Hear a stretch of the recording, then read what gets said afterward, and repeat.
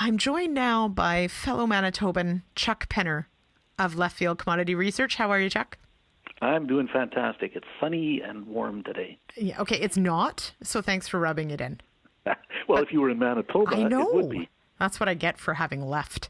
Mm-hmm. Yeah, exactly. Anyway, I do miss my people. I don't much miss Manitoba, but I miss the people. There's a good crowd there. Anyway, Chuck, of course, if you're on the show, it means we're talking markets. And this is, as most people know, machinery and markets are my strong suits. And I'm just going to start the sarcasm off there. They are not. But, I mean, it's been a hectic few weeks. It's been a hectic week for announcements and those sorts of things. But it's also, hey, we're May now. We're heading towards a growing season. Catch us up on what's going on.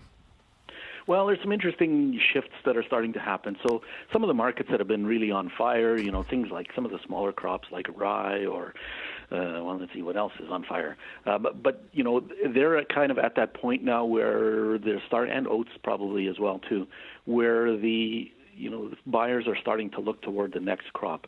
And so we could see some bit of softening in prices, but at some point that market is really going to tip over hard and drop sharply. And so that's a little bit of what's going on. And then for the ones that, where we have seen low prices, I think we can maybe see a bit start to edge higher. It won't move higher quickly, but it will maybe at the lows in some of these markets as well too.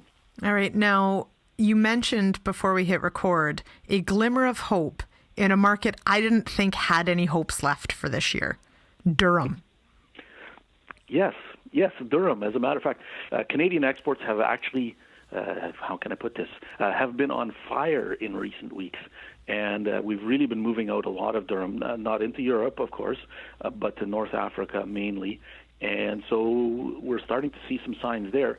But again, this is looking even farther forward. Probably the real strengths, because we've got big supplies, won't start to show up until later on down the road.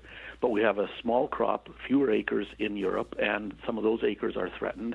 We've got fewer acres in Canada, fewer acres in the U.S., We've had a bit of a crop disaster in Morocco, so there will be stronger demand coming up, even stronger demand coming from North Africa.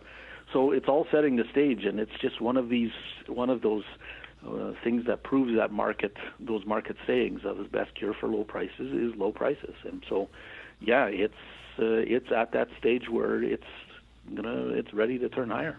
Well, and who doesn't love pasta? And you can't, I mean, you can't go without it. So, of course. Okay. And you were bullish Durham before it was cool. Well, I've been watching these signals develop, and it's interesting because, if you're a contrarian at all, when everybody else is abandoning a crop, that's when you should be jumping in. And so it's a little bit, just wait for the cycle to change, because at some point, inevitably, it's going to change. And with lower acres almost everywhere where they grow Durham, that's when the cycle starts to improve. Well, and some of those acres actually got some moisture. I mean, it was solid moisture, which is not our favorite, but it was actually moisture. Are you hearing? I'm happy with it. Yeah, I was going to say, are you what's the sentiment from some of those areas? Are you hearing some positivity out there? Yeah, it was more the south. I think some of the real dry areas in kind of central Saskatchewan and then toward the Yorkton area in eastern Saskatchewan, those didn't get much, so they're still looking for more. But no, nobody was complaining about getting snow. They were happy that they got some moisture. No, and of course, for those who might be thinking about swapping out canola acres, they're not going to. But anyway, let's pretend that more than what StatsCan said is going to get swapped out. But we're talking about, and maybe this is something that some of our listeners, because we do have a lot of American listeners and a lot of Ontario listeners and east from there, that like the prairies, it's hard to wrap your head around how giant the geographic area is. Right. And so, so this idea that they grow more than 20 million acres of canola, and to think that if even a percentage of those swap out, we could be talking about very different areas. And so what they go, if they're going to move away from canola, what they go to can be very different depending on where they are. And what the plans are, or how much prep they've done on the land beforehand. Mm-hmm. So if they put fertilizer down in fall, they're not going to be putting that into pulses then, or into soybeans. So, that's one thing that's off the table. So then you're more into cereal grains, essentially, that type of thing. Mm-hmm. My fear would be is, as you said, the scale, the 20 million acres, the scale of it is so large that even a very small percentage of that goes into, let's say, into flax or into mustard or things like that. Those markets could easily get swamped.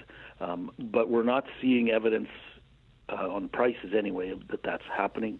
Nobody's really backing away with their new crop bids and stuff like that, which if you had just a flood of mustard acres, those new crop bids would be dropping sharply, and they haven't. They've kind of stayed steady. So I think, the overwhelming thing that I keep hearing is I'm going to stick with my rotation, and hopefully by the time it comes to harvest or selling it sometime next winter, this will all be resolved.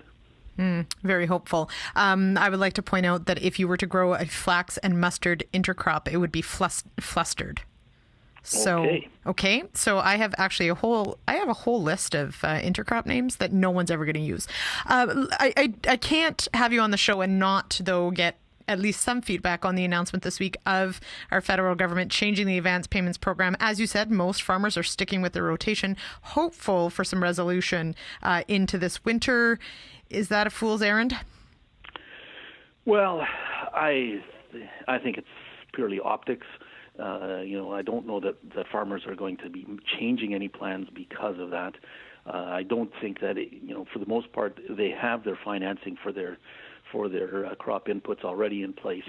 So, the idea that, this will, cause all kinds of changes or put a smile on people's faces, I think is kind of wishful thinking. Let's put it that way. You are very diplomatic, Chuck. All right, Chuck Petter, thanks so much for your time today. Always entertaining, Lyndsey.